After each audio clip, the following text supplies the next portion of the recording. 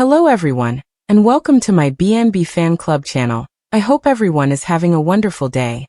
Before we begin, please hit the subscribe button and give this video a thumbs up. Taylor's heart raced as she stood in the dimly illuminated Forrester Creations office, her gaze fixed on Deacon Sharp. The words fell from her lips before she could stop them. I love you, Deacon. The air felt electric, heavy with her confession. She hadn't intended to say it. Not now, not so soon. But there was something about him, something magnetic, that drew the truth from her like a tide. His roguish grin, the glitter in his eyes, the way he carried himself with a mix of confidence and vulnerability. It had ripped her carefully guarded heart apart in no time. Deacon leaned against the desk, his leather jacket creaking slightly as he crossed his arms. Whoa, Doc, he whispered, his voice low and mocking, yet with such warmth that her knees buckled. You sure know how to catch a guy off guard. He drew closer, his gaze softening, and Taylor's breath caught. She was not used to this wild, all-consuming mood. As a psychiatrist, she took satisfaction in her ability to regulate and understand the complexity of the human heart. But with Deacon, logic appeared to fade, replaced by an inexplicable exhilaration. It had begun innocently enough. An accidental encounter at Il Giardino, where Deacon was working behind the bar, pouring drinks with seamless style. Taylor had arrived to see Steffi, but her daughter had canceled at the last minute, leaving Taylor alone with her thoughts and a glass of Pinot Grigio. Deacon had noticed her, sitting quietly at the end of the bar, her elegance in stark contrast to the boisterous conversation surrounding her. Have a rough day? He'd inquired, slipping a coaster beneath her glass with a teasing grin. That is all it took. Taylor was smitten after just one discussion and a shared laugh. She was not expected to fall for someone like Deacon. He was the bad boy of Los Angeles, a man with a troubled background that included prison time, failed marriages, and a reputation for trouble. But there was more to him, layers she had not anticipated. He was humorous, self-deprecating, and devoted to people he cared about. He'd told her about his daughter, Hope, and the mistakes he'd done, his voice full of sadness. Taylor, who had spent years evaluating people, recognized the man beneath the bravado. A man who desired redemption and connection just as much as she did. Days progressed into weeks, and their interactions became increasingly frequent. Coffee in the cafe near Forrester Creations. Late-night conversations at her office, where Deacon would drop by with takeout, claiming he just happened to be in the neighborhood. Each incident eroded Taylor's defenses. She'd been so preoccupied with her children, her work, and her relationship with Ridge that she'd forgotten how it felt to be seen. Not as a mother or a doctor, but as a woman. Deacon spotted her. He noted how she tucked her hair behind her ear when she was frightened, and how her laugh softened when she mentioned her grandchildren. He taunted her for her flawless elegance, calling her Doc, with a wink that made her flush. And when he looked at her, he saw every scar, every uncertainty, and yet chose her. Taylor braced herself for rejection in the office that night following her impetuous revelation. Deacon wasn't the kind to settle down, or so she had heard. Instead of backing away, he drew closer, brushing his hand on her cheek. Do you mean that, Taylor? He asked, his voice barely above a whisper. She nodded, her throat tight with emotion.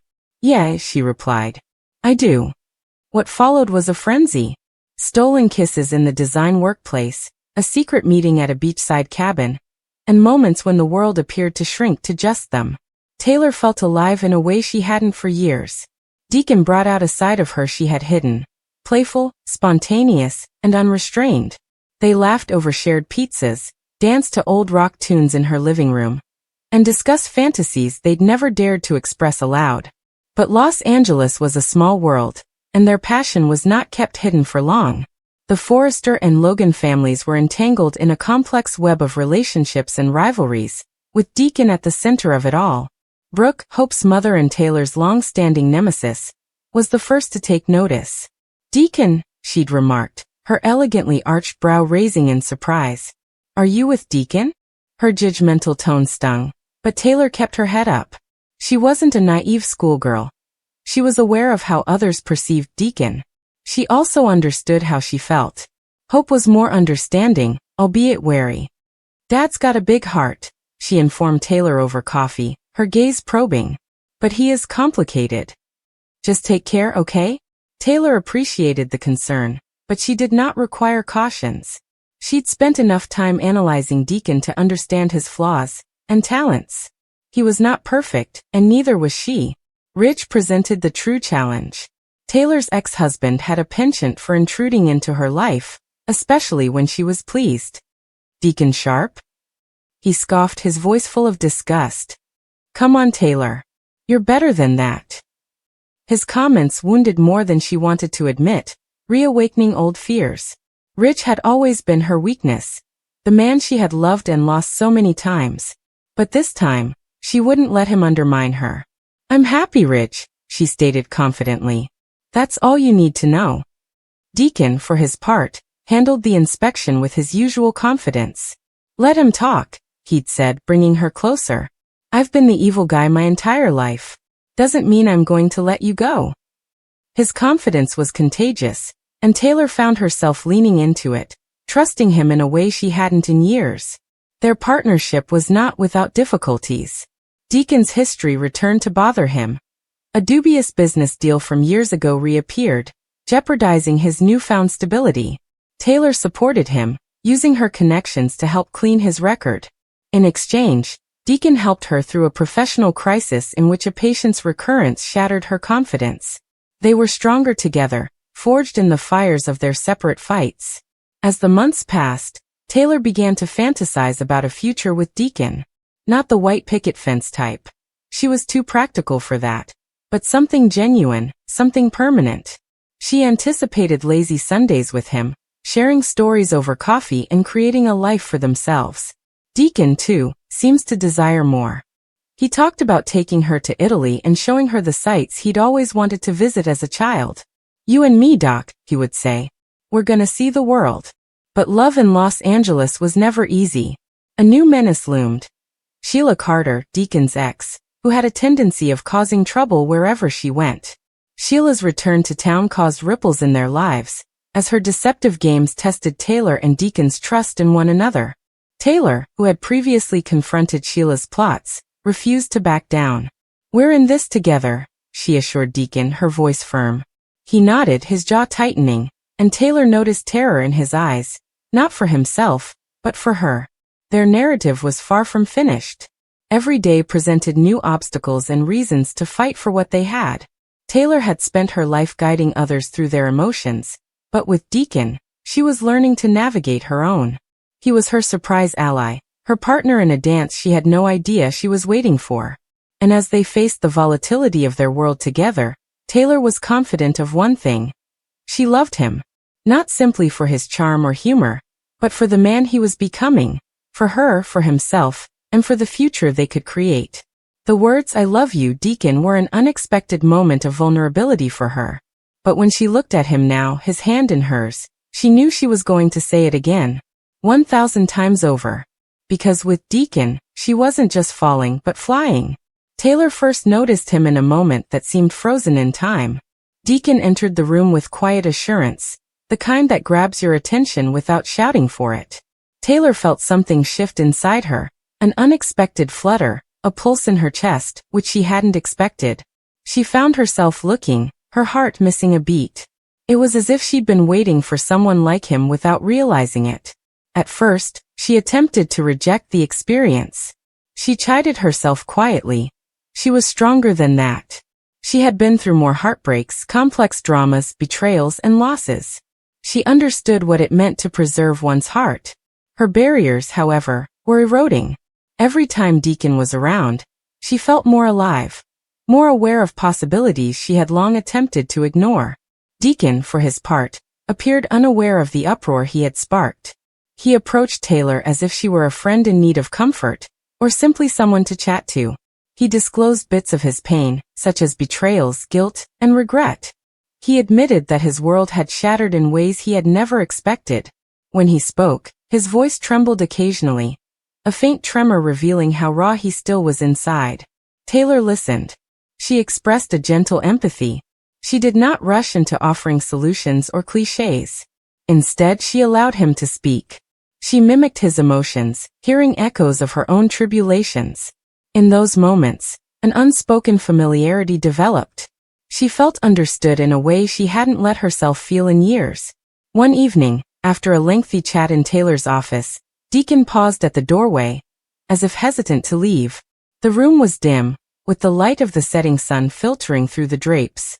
Taylor studied him, seeing the strain in his shoulders and the doubt in his gaze. She cleared her throat, compelled by something she couldn't hold back. She said, her voice low. Then she paused, exhaling. He turned towards her. She stood, gently moving forward, and in that quiet space, she saw a reflection of her own fragility in him. Her fingers lifted, shaking slightly, and she delicately brushed his arm. His gaze softened. "I love you, Deacon," she whispered, the words coming out not from a dramatic drive, but from something deeper, something unavoidable. He froze, and the world appeared to tilt. Taylor's heart hammered so loudly that she worried he may hear it. Then he blinked as if waking from a dream, his eyes flickering with surprise, uncertainty, wonder, and happiness. He swallowed and his throat moved. Words arrived slowly. "Taylor," he whispered. However, he staggered, confused. She moved closer. Nothing prepared her for what happened next. He closed the distance and kissed her. It wasn't intense at first, not blazing or wild, but soft, pressing, and full of need. Their lips brushed, a timid confirmation of what had been developing between them. Time appeared to extend. Taylor felt herself yield, releasing all of the fears that had held her back. When they broke, they looked at each other with naked hearts. Taylor's eyes glistened.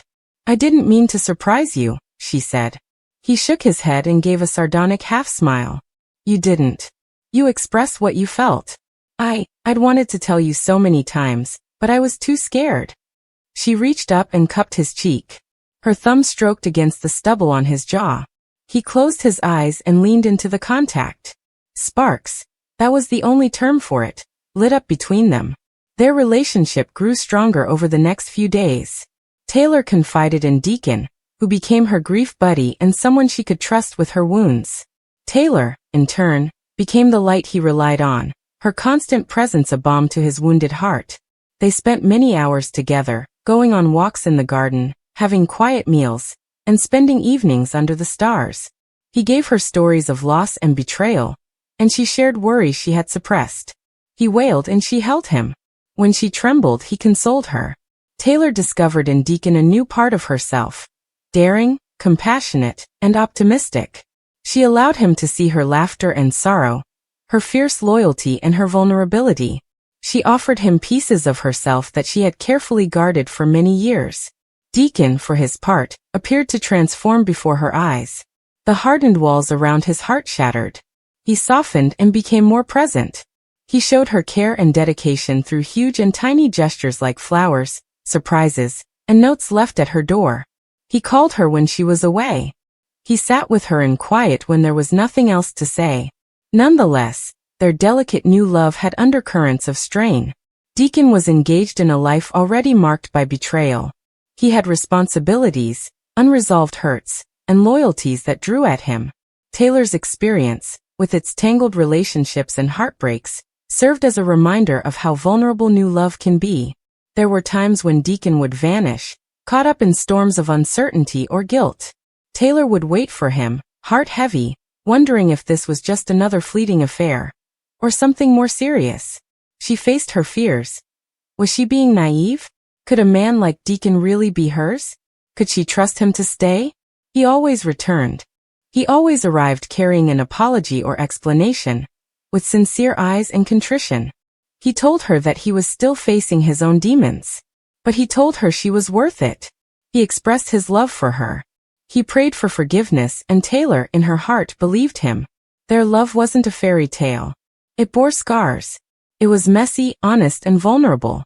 They stumbled through their arguments, which included accusations, jealousy, and dread.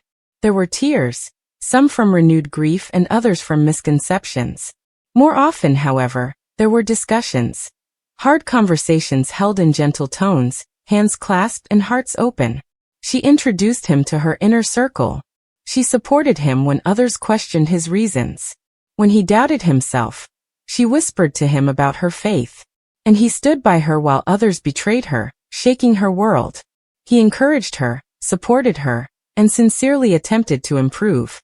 In public, their developing romance sparked gossip, suspicion, and scrutiny. Some people judged. Some cautioned. Some hoped.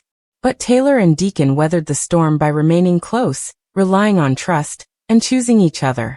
One evening, as rain fell on the windows, they sat by the fire, sipping tea. Deacon observed Taylor's face as the flames flickered. Her hair catches the light. Her eyes held both storms and sunshine. He stretched out and stroked her cheek. "You are the song I never knew I needed," he murmured. She grinned, heart full. "And you are the answer I never expected." They talked of a future that was fragile and uncertain, but might be theirs if they wanted. They promised to reveal the truth, to be devoted, and to fight for this. Deacon promised to break free from the shadowy past. Taylor pledged to meet him in his pain and not turn away. Their love was not ideal. There were thunderstorms. There were times of terror when one or both faltered. But they always found their way back, with an apology, tenderness, and renewed resolve. Taylor sometimes wondered if fate had led her to him. She reflected on the long road she had walked alone, the mistakes she had made, and the pain she had endured. And she knew that meeting Deacon did not erase her history, rather it respected it. He did not beg her to forget. He invited her to bring everything of herself, wounds and all, to this new chapter with him. And she did. Over time, the tension between their pasts and present became a bridge rather than a barrier. Taylor and Deacon learnt to lean on each other. Their love spoke of bravery, the fortitude to trust, heal, and risk heartbreak for the chance at something genuine. One afternoon, as fall leaves blew outside, Deacon took Taylor's hand and brought her outside. He came to a halt beneath a tree, its limbs shorn of any unnecessary ornaments. He lowered to one knee, his voice catching slightly. "Taylor, I love you as I've never loved before. Will you be mine?" Taylor's heart leaped. Her eyes glistened with tears. She nodded silently and placed her arms around him. In that moment of silence, all doubts vanished. And she said yes. They rose together, sealed it with a kiss, and looked forward to the beginning of their story. Deacon, once charming but broken, and Taylor, strong yet vulnerable, together. Indeed, their love would be put to the test. Drama would swirl. Past entanglements would attempt to paw at them. But standing under the sky, hand in hand, they were confident in what they had. Because Taylor had told him, "Deacon, I love you," and he had heard. As the days progressed into weeks, Taylor and Deacon fell into a routine that seemed both normal and amazing. They discovered the outlines of one another's lives, the quiet routines, the hidden worries, and the laughing that flowed so naturally when they were together. Deacon realized that Taylor preferred the mornings, when the world was still half sleeping and sunlight stole through her window like a promise. Taylor discovered that Deacon's harsh edges softened when he read poetry aloud, his deep voice shaking slightly over verses about redemption and longing. They were not flawless, as no love worth having is. There were moments when doubt crept in, ghosts from their respective pasts, saying that happiness like this couldn't continue. But every time they opted to stay, they decided to fight for what they were building. Taylor constantly informed him that love was about tenacity more than perfection, and Deacon believed her. One evening, as sunset coated the world in silver and rose, Deacon turned to Taylor and muttered almost to himself, "You saved me without trying." Taylor smiled softly and touched his cheek. "No, Deacon. You've saved yourself. I only reminded you that you could." And they strolled on, their hearts open, their future unwritten but perfectly theirs.